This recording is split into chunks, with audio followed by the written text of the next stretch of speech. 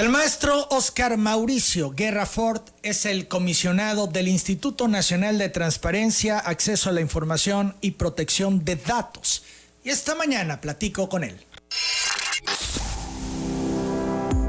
Telereportaje presenta La Entrevista con Emanuel Civilla. La Entrevista. Maestro Guerra, ¿cómo está? Muy buenos días, qué gusto saludarle. Muy buenos días, Emanuel, a ti y a todo tu auditorio. Muy buenos días. Gracias. El maestro Guerra, como decía, es comisionado del INAI, es especialista en temas de transparencia, muchos años ya en este asunto. Importante platicar con él por lo que implica y sobre todo el momento que estamos viviendo en México. El asunto de la transparencia, que es un tema de necesidad para todas las naciones desde mi punto de vista. En cuanto a este tema, maestro, ¿cómo va México? ¿Ha avanzado en temas de transparencia o todavía se encuentra rezagado? Mira, creo que ha habido un avance importante, es innegable, a partir de las emisiones de las primeras leyes que fueron en el 2002 y se empezaron a aplicar en el 2003, aunque en varias entidades esto llegó un poco más tarde. Recuerda que Tabasco es la última entidad en que aprueba su ley estatal de transparencia. Pero bueno, llevamos más o menos alrededor de 17, 15 años en algunas entidades con ya leyes e instituciones encargadas de vigilar y hacer cumplir los principios de transparencia y acceso a la información. Yo creo que ha habido avances importantes, pero no suficientes, evidentemente. Todavía yo creo que nos falta, la ciudadanía demanda, y también aquí es muy importante el compromiso de las autoridades pues para hacer realidad estas leyes. Yo siempre he dicho que una ley es una condición necesaria, es importante. Las leyes de México, la ley general y las leyes estatales que se reformaron a partir de la reforma del 2014, creo que son de buen calado, de buen nivel normativo, así están calificadas internacionalmente. A veces el problema que tenemos es su implementación, o que lo que la letra dice, como en muchas otras cosas, pues se haga realidad para todos los mexicanos. Pero avances, digamos, tenemos, simplemente por ejemplificar algunos. Antes en nuestro país no se podía conocer el monto de la deuda, las reservas del Banco de México no se daba a conocer el señor presidente sus informes, hoy las podemos conocer de forma diaria en la página del Banco de México. Hablar del sueldo del presidente pues era un tabú, hubo hasta una solicitud de un abogado muy distinguido, Burgoa, que se le negó esta información, él la pidió como derecho de petición. Hoy podemos saber no solo el salario del presidente, sino de todos los funcionarios públicos, de todos los órganos de gobierno, no solo ejecutivo.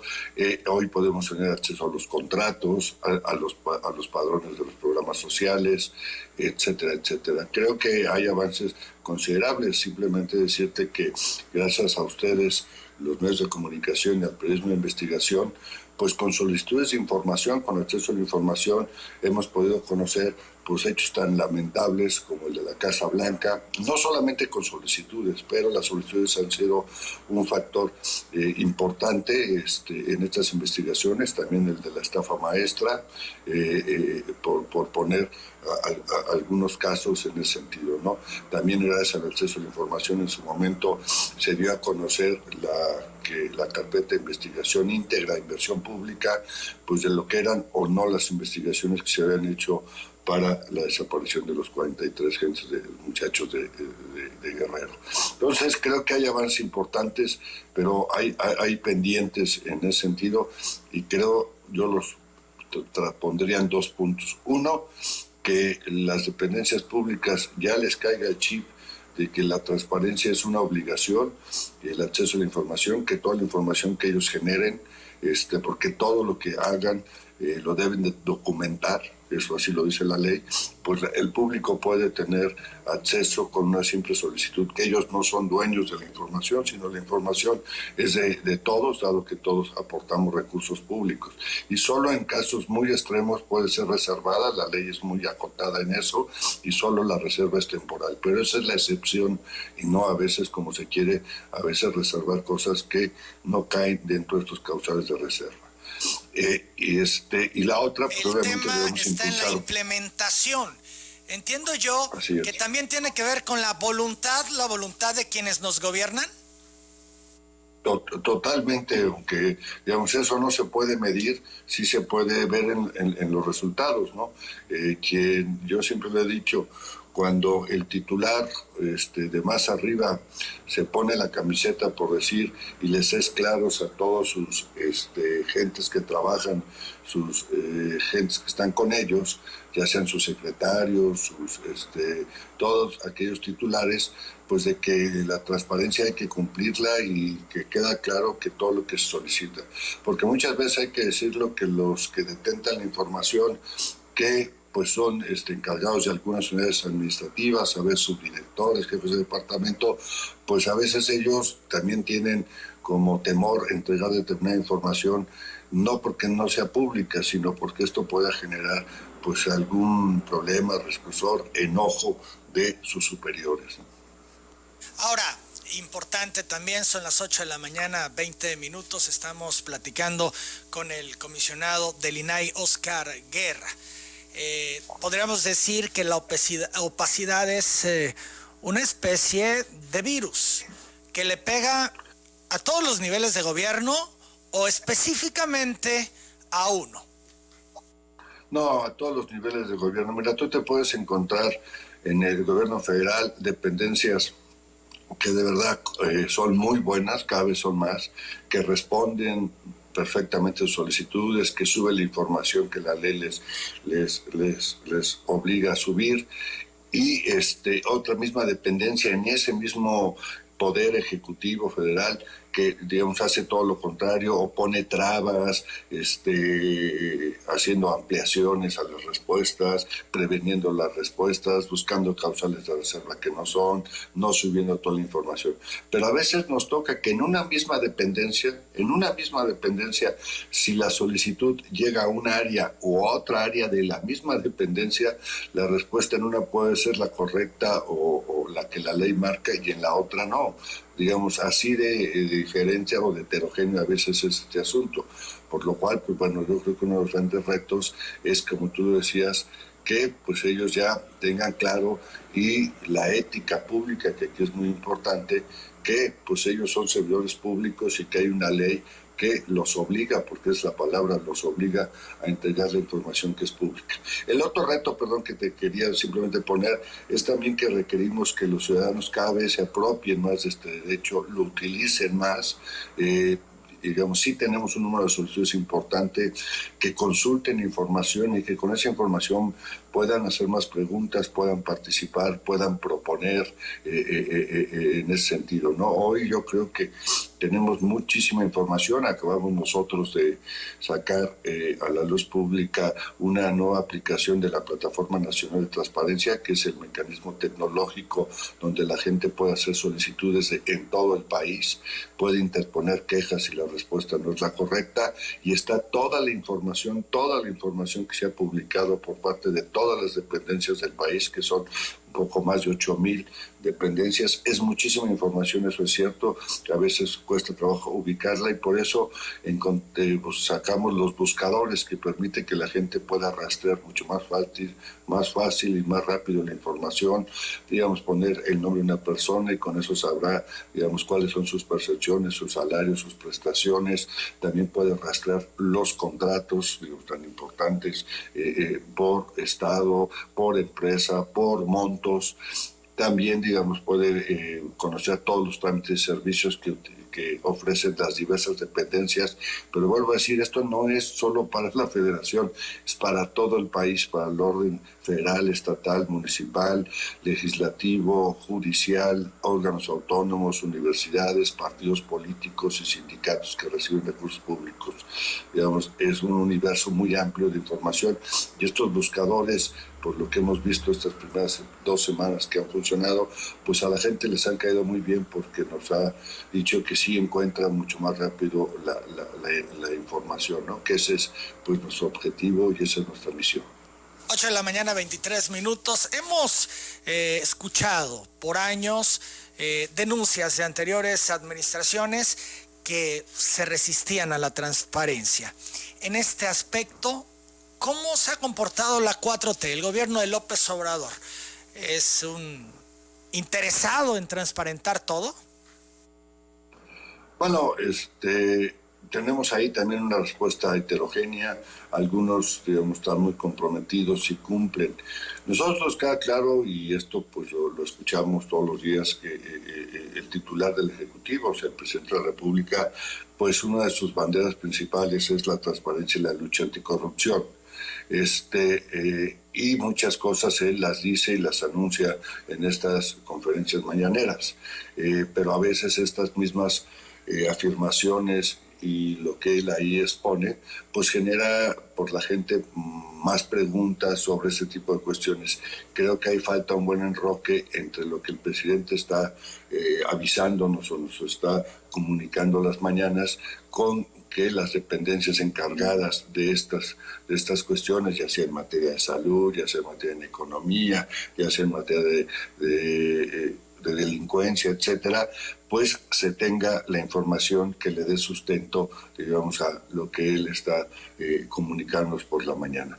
Tenemos ahí cuestiones heterogéneas, entendemos, pero ya pasó el tiempo que con el cambio de administración, y no es solo un cambio de administración, sino un cambio de régimen, como lo ha descrito el señor presidente, pues, digamos, hubo nuevos funcionarios públicos, que esto, como todo en la vida, requiere una curva de aprendizaje. Creemos que esto ya, digamos, ha sido el tiempo, y sabemos, y por lo que hemos tenido reuniones ya con la gente encargada de estos temas en el Ejecutivo Federal, pues que, digamos, dado y que evidentemente es una de las banderas, pues que hay un compromiso para poder cumplir con la ley.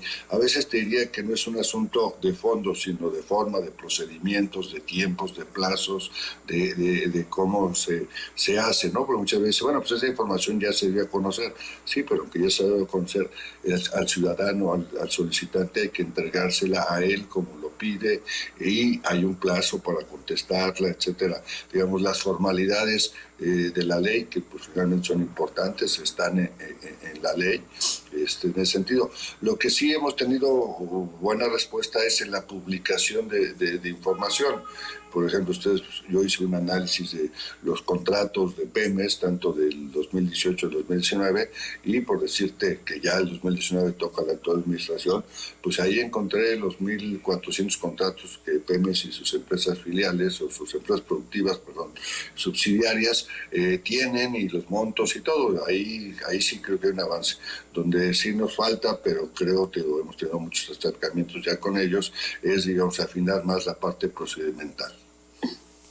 Usted, en su opinión, comisionado, ¿qué piensa? ¿El presidente es un convencido de la transparencia? ¿Le interesa el tema de la transparencia? ¿Va a luchar por la transparencia? Él, digamos, como siempre lo ha dicho, y es que su principal objetivo, y en el cual coincidimos, pues creo que la gran mayoría, si no todos los mexicanos, es la lucha a la corrupción, ¿no? Por disminuir o desaparecer, digamos, pues ese mal que ha quejado a nuestro país desde hace muchos años. En eso coincidimos. Lo que nosotros consideramos es que la transparencia, si bien, porque a veces nos ha dicho, bueno, pues es que el Instituto de Transparencia no hizo nada, y nosotros como institutos de transparencia, o la transparencia, su fin no tiene los elementos como para iniciar un procedimiento ante una irregularidad en el manejo de recursos públicos. No somos Ministerio Público, no somos Fiscalía, no tenemos, digamos, no hacemos órdenes de aprehensión o suspensión. Lo que nosotros sí creemos que sí hemos cumplido el papel, digamos, de forma, pues, digamos, bien, es que hemos exhibido, la transparencia exhibe y inhibe, digamos, la información, para que esa información sea utilizada por los ciudadanos y por las autoridades para que hacer lo que a cada quien le corresponde. Creo que en ese sentido, pues, digamos, y él siempre se ha referido también a la palabra que todo se haga con transparencia, porque él también sabe que una forma de inhibir la corrupción, pues, es transparentando los contratos, transparentando los sueldos, transparentando los gastos, en ese sentido. Yo, por ejemplo, en su último libro, si ustedes lo observan, él hace citas a 3 solicitudes de información que él hizo o hicieron, donde, por ejemplo, gracias a esas solicitudes de información, él pudo, y lo pone ahí en el libro, saber cuál era el monto de las pensiones de los expresidentes, pero no solamente de ellos, sino de todo pues el personal que los acompañaba y los diversos apoyos. Esa información que él refleja en su libro, pues la obtuvo, y ahí la cita el número, hasta el número de una solicitud de información. Bueno, esa solicitud de información y esa información, pues a él le permitió proponernos pues que ese era un gasto pues superfluo, que no tenía sentido, que era un gasto alto, y exhibirlo. Y luego, bueno, fue parte de su campaña con otras, digamos, serie de propuestas, y ahora como presidente, pues él toma una decisión en base a esa información, que es la de suspender, digamos, esa, por poner un ejemplo de cuál es, digamos, el papel. Por ejemplo, también con los créditos fiscales, pues el INAI siempre ha entregado la cantidad de los créditos fiscales, sobre todo después de la reforma al Código Fiscal, ¿sí?, que fue en el 2016, y pues los montos pues eran muy altos, eran muchas empresas en ese sentido, y también con esta información pues él toma una decisión, creo, correcta, que ahorra o que sube la recaudación, que es, digamos, cancelar las concesiones o los créditos fiscales, los créditos fiscales en ese sentido, ¿no? Entonces, creo que la transparencia debía ser o es vista o debe ser vista como un aliado para todos los gobernantes y para todos los ejecutores de políticas públicas, como una forma de eficientar la política pública, pero también como un instrumento, no el único, que permite inhibir y y aportar elementos para la lucha contra la corrupción. Hay un INAI antes y uno después de la alternancia. Son las 8:30. Pausa la pausa, regresamos con eso. Estamos platicando con el comisionado del INAI, Óscar Guerra. Odebrecht, que vienen de años atrás, donde la apertura informativa de las instituciones no se dio con tanta firmeza como se está ocurriendo actualmente. La pregunta, comisionado del INAI, Óscar Guerra, es si hay un INAI antes y uno después de la alternancia. ¿Qué nos podría comentar? Pues no, el INAI es el mismo. Bueno, obviamente se modifica a sus comisionados, porque estos fueron nombrados en el 2015, por diversos periodos para escalonarlos, y todos son nombrados por 7 años. 7 años con el objeto, digamos, que no se identifique con una sola administración. En el caso Bredeis hay que tener claro, y quien pueda ver mi Twitter, yo acabo hace poco de darles a conocer al público todas las resoluciones que el INAI ha hecho sobre el caso Bredeis, tanto con la administración anterior como con la actual administración, y en la gran mayoría solo al principio de esto se reservaron, porque en aquel momento, pero se reservaron 4, se han hecho públicos 21 de ellos, se ha ordenado que se haga pública la información. En esos primeros 4 no se conocían las dimensiones del caso Bredeis, y la ley, si ustedes lo saben, una causal de reserva es cuando hay un proceso seguido como una investigación, en este caso para perseguir un posible delito. Pero la propia ley establece que puede haber una excepción cuando haya actos posibles de corrupción. Y fue así que, digamos, hemos abierto este expediente, hemos ordenado, pues obviamente las acciones que se han hecho, cuántas personas están denunciadas, involucradas. Tenemos un último caso donde mandamos y revocamos la respuesta para que se entregara la versión pública de toda la carpeta de investigación del caso Bredeis, pues para ver lo que se ha hecho. Se dejó de hacer en la administración anterior, y bueno, en aquel momento, porque este recurso se resolvió, de acuerdo, un 2 de octubre del año pasado, pues lo que se ha hecho. Y este expediente, la Fiscalía, bueno, antes la PGR de la Fiscalía, no lo ha entregado, amparado por la jueza porque el debido proceso y la presunción de inocencia. cuando obviamente la presunción de inocencia queda salvada porque lo que se está ordenando es el expediente en versión pública. No nos interesan los nombres, algunos pues obviamente son más conocidos. Bueno, uno de estos órdenes del INAI de entregar el expediente en un primero, pues uno de los amparos son de el señor conocido como Emilio L. Ahora, en ese sentido que se amparó diciendo que pues esta resolución, si se hacía pública, pues iba a poner, digamos, en riesgo su integridad moral, etcétera, etcétera, ¿no? Entonces, el INAI desde antes y ahora siempre ha resuelto la apertura de los expedientes y de todas las investigaciones y acciones llevadas a caso Redés.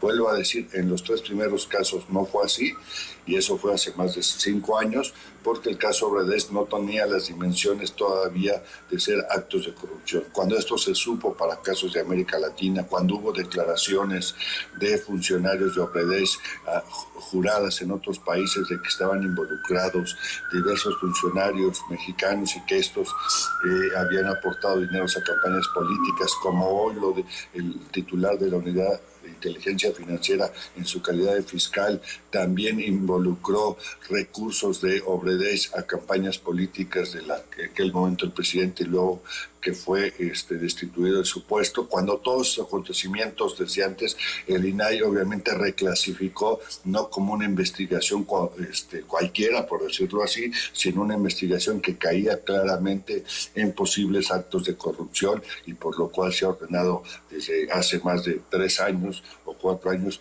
abrir estos expedientes. Alguna de esta información ha entregado y otra no se ha entregado, no por culpa del INAI, sino porque determinadas personas particulares sí que se ven afectadas, se han amparado y se les ha concedido los amparos provisionales. Hay que decir que la Corte ya resolvió los últimos 3 amparos a favor del INAI, falta uno por resolver, y entonces estamos en espera que las autoridades, en este caso la Fiscalía, pues ya pueda entregar la carpeta de investigación, vuelvo a decir, en versión pública, para que nos queda claro, y no queremos en ningún momento que se afecte la presunción de inocencia y el debido proceso. Una vez tuvimos una reunión con el hoy fiscal, en aquel momento procurador, y nos decía que el problema de hacer pública esta investigación es que podía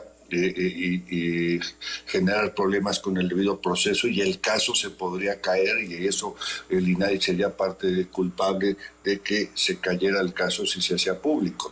Yo lo que le decía es que, bueno, lo que se va a entregar, y le decíamos en él, es lo que ya sucedió, los hechos sucedidos, y que el debido proceso se caería si en esas acciones que están ahí contenidas en esa carpeta de investigación hay acciones que se llevan a cabo por las autoridades competentes que no debieron llevarse de esa forma, y entonces sí, como ya nos pasó con el caso pues de la ciudadana francesa, ¿no? Pero si las acciones ahí, digamos, los casos no se caen por debido proceso por aperturarlos, se pueden caer cuando las acciones que se realizan o se describen en las carpetas de investigación pues no están apegadas a derecho. Comisionado, se lo pregunto de otra forma. El expresidente Peña Nieto tenía control sobre el INAI, se movía, presionaba para que no se fluyera con la información. Te voy a decir, en mi caso, y creo de algunos otros compañeros, yo nunca recibí ni una llamada, ni ninguna presión de él o de algunas de sus gentes para no entregar la información. Es cierto que tuvimos y hemos tenido y tendremos discusiones entre los 7 comisionados sobre determinados recursos de revisión para entregar o aperturar parcial o no parcialmente, pero de mi parte te puedo decir que yo nunca recibí ninguna llamada, instrucción, presión o propuesta de que mi criterio fuera distinto al que yo pensaba sobre la información que estaba resolviendo. Ahora, nosotros como medio de comunicación hemos hecho solicitudes al Instituto de Transparencia en muchas ocasiones y hemos batallado porque nos dicen que la información no existe o porque no se hizo la pregunta correcta. En fin, que nos dan vueltas y tenemos que ir una y otra vez a presentar solicitudes hasta que al final tenemos una respuesta, pero aparentemente se gana tiempo. de alguna manera el ciudadano está en indefensión, comisionado. Bueno, no está total de indefensión porque tiene a los institutos para cuando las respuestas no son las correctas o son estas evasivas. Luego te decía que tenemos ahí resultados muy heterogéneos, hay quien sí, hay gentes que a veces yo considero, y de todo, no solamente del Ejecutivo Federal, sino del Legislativo, los judiciales, en los propios municipios, en los propios autónomos, en los partidos políticos, que está viendo de alguna forma, o sea, como leyes, para ellos son leyes de no acceso, cómo trabar o no dar la información. Yo muchas veces cuando doy incapacidad les digo, consideren que esta pregunta lo hubieran hecho ustedes o algún familiar y así atiéndanla, ¿no? Y no se trata de darles evasivas, etcétera. Bueno, para eso la propia ley contempla pues las intervenciones de los institutos, ya sea estatales o del nacional, para interponer un recurso de revisión. Me queda claro que los plazos, pues sí, digamos, le quitan muchas veces la oportunidad a la información, porque si ya finalmente tiene a nivel federal entre 15 y 20 días para emitir la respuesta y se llevan al límite y son días naturales, días hábiles, perdón, y después tienes que interponer el recurso y el INAI tiene de 40 días, ¿sí? Con ampliación a 20, para resolver, y también son días hábiles, pues esto se vuelve una pregunta, por ejemplo, que puede hacer ahorita, el día de hoy, si no es bien contestada y se interpone el recurso, pues a lo mejor el INAI estará ordenando o el Instituto Estatal la entrega de la información, pues no sé, a finales de noviembre, digamos una cosa, y pierde oportunidad. Por eso es tan importante, te decía que este era uno de los pendientes, pues de que tengamos una comportamiento homogéneo y apegado a derecho, y también aquí es muy importante pues la ética, el ponerse la camiseta y saber que finalmente la transparencia los políticos no la deben ver como una piedrita en el camino, sino como un aliado que les permite que si ellos, digamos, las cosas las han hecho bien, no tienen, digamos, todas están apegadas a derecho, a su normatividad, a sus competencias, a sus funciones, pues al contrario, digamos, el que la gente las conozca les permitirá pues que digamos tengan el reconocimiento de los que ellos gobiernan. En ese sentido yo siempre he dicho, cuentas claras, amistades largas, ¿no? La transparencia es un vínculo de relación que existe entre los ciudadanos y las autoridades, y si esta relación es fluida, es abierta, es transparente, es sin trabas, pues esta relación será constructiva y será una relación mucho más duradera en ese sentido. Hablemos de las reservas. No gustan a los ciudadanos las reservas cuando la autoridad dice esta información no la podemos dar. ¿Cómo entender este tema de las reservas, comisionado? ¿Como un asunto de omitir información porque no hay algo claro, no hay algo, o hay algo turbio en la autoridad y por eso reserva y oculta la información? No debía ser así, a veces sí lo hace. La ley primero establece que la reserva es una excepción y pone claro cuáles son las excepciones. No es de la que yo considere o lo que sea. Entonces, ¿cuáles son, digamos, las reservas principalmente? Y no son tantas. Es uno, y eso lo entendemos, aquella que pueda poner en riesgo la seguridad nacional. Que ese asunto es un poco subjetivo, más que subjetivo, difícil de interpretar y de analizar, pero bueno, esa es una. La que ponga en riesgo la seguridad de las personas, ¿sí? Por ejemplo, de cuerpos policíacos, de cuerpos de investigación, etcétera, la otra que pueda poner, digamos, en riesgo el desarrollo de una investigación o de la procuración de justicia, ¿sí? Por ejemplo, dar a conocer a quién está investigando, pues mañana estos señores están fuera del país, por poner un ejemplo. Cuando también es un proceso, digamos, deliberativo y no se ha tomado una decisión, también, digamos, hay, pues, cuando afecte las relaciones internacionales es otro, o cuando finalmente esta reserva esté dada en otra ley de forma explícita en la misma. Esos son los causales de reserva, no hay más. Muchas veces, pues lo que hacen las autoridades o los sujetos obligados, las dependencias, es tratar de encajonar alguna cosa en seguridad nacional, en seguridad pública, en que pueden poner riesgos ¿cómo se llama?, la vida de las personas, etcétera, etcétera. Pero pues, finalmente no. Ellos aparte por la ley tienen que hacer una cosa que no todos hacen, que se llama la prueba de daño, porque así lo establece la ley. Cuando se reserva una información, aparte de poner el fundamento legal, que es el artículo y la fracción, tienen que motivarlo a través de la prueba de daño. Y la prueba de daño lo que le dice es para que el ciudadano le quede claro y no sea nomás te lo reservo y punto. La prueba de daño tiene que decirle cuál es el riesgo presente y futuro de si él entregara esa información. En ese sentido, para que el ciudadano tenga claro por qué la están reservando. Pero primero tiene que caer en uno de estos 7 causales. Y, por ejemplo, la ley marca 2 excepciones para procesos, digamos, judiciales, para procesos de investigación, que son la excepción cuando sea una violación grave de derechos humanos, ¿sí?, o crímenes de lesa humanidad. Con esa excepción a estos procedimientos en forma de juicio, pudimos abrir el caso de Ayotzinapa, ¿sí? Porque si no, primero nos la reservaban porque decían que era una investigación servida en forma de juicio. Pues entonces nosotros usamos la causal, ¿sí?, de excepción, y tuvo que abrirse. Para eso hay que hacer un estudio que permita, digamos, verificar que sí hay una posible violación. En unas cosas son obvias o evidentes, pero hay que hacer, digamos, un estudio en ese sentido. Y la otra, como ya te mencionaba, es cuando también haya la posibilidad o de una presunción de delitos de corrupción. Este tipo de cuestiones, ¿qué es lo que sucede? Los sujetos obligados preguntan sobre estas cosas y lo más seguro es que lo reserven, ya sea la autoridad. Casi todas estas 2 cuestiones pues caen en las fiscalías, que pues son las que llevan los procesos seguidos en forma de juicio.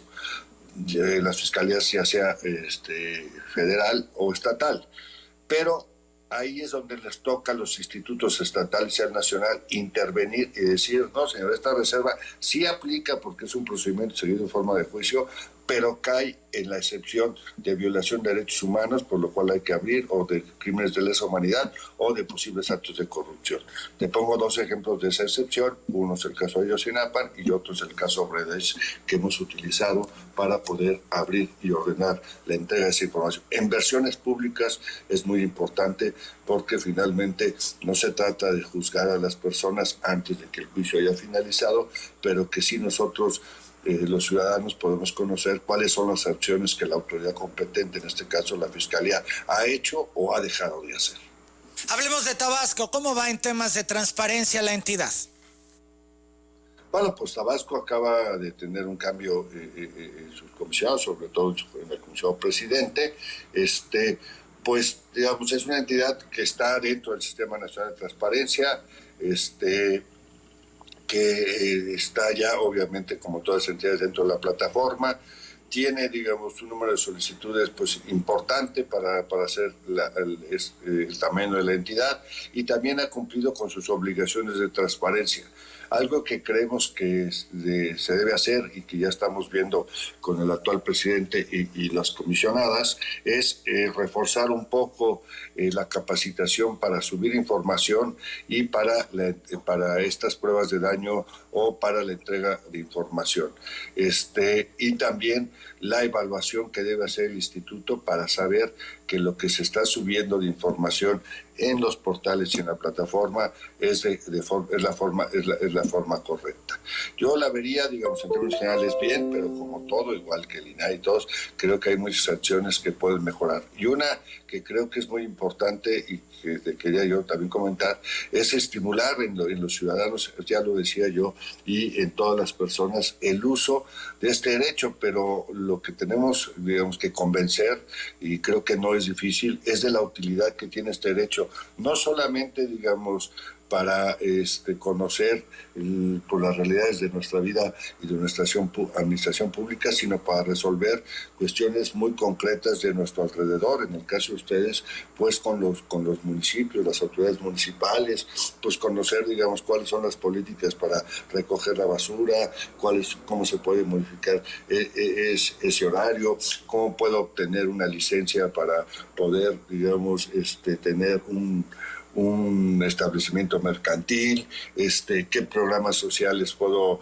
yo tener acceso a mis hijos, varias cuestiones pues que también son muy importantes y que pueden cambiar el entorno. Entonces el acceso sirve y la transparencia tanto para entornos familiares, personales, como evidentemente para el entorno social y político, porque pensamos que la democracia, un contenido fundamental para su mejor funcionamiento, pues es la transparencia. Calificar mejor a Tabasco en el tema de transparencia del 1 al 10, 10 siendo la mejor calificación, ¿cuál es la que tendría la entidad? Yo no soy no soy jurado ni mucho menos. Una ubicación es un parámetro para entender cómo estamos en transparencia. Estamos a 5, esto nos falta, estamos a 7, a 9, a 10. ¿Cómo estamos? En 8. Ya me comprometiste con los compañeros de Tabasco, pero en 8, esta es una evaluación, quiero decir, subjetiva, rápida, con la información que tengo, en un 8, que creo que es una calificación aceptable, pero creo que tengo como todo, y eso tengo claro, he hablado varias veces con el actual presidente para encaminar cosas conjuntas. Él sabe que tiene todo el apoyo nuestro del INAI para, pues evidentemente, prontamente, no tengo la menor duda, estar en ese 10. Finalmente, comisionado, ¿le interesa ser presidente del INAI? Pues mira, ahorita ya debíamos haber elegido a nuestra presidenta o presidente del INAI, pero dada la circunstancia, el Senado pues no pudo nombrar, nos faltan 2 comisionados, porque 2 de ellos terminaron su encargo en marzo de este año. En mayo tuvo que haber sido el cambio de la presidencia, pero la ley establece claramente, y creo que es lo correcto, que para la elección del presidente o del titular tendrá que estar los 7 comisionados presentes, y ahorita pues solo vemos 5.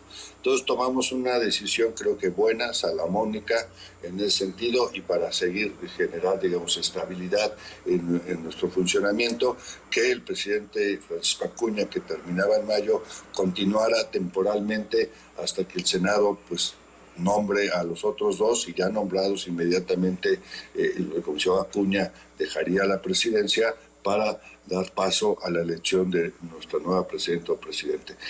Oscar, ¿esto le interesa? ¿Iniciará con el cabildeo? Sí, cuando lleguen los tiempos, bueno, pues ya estar ahí su nombre como interesado en...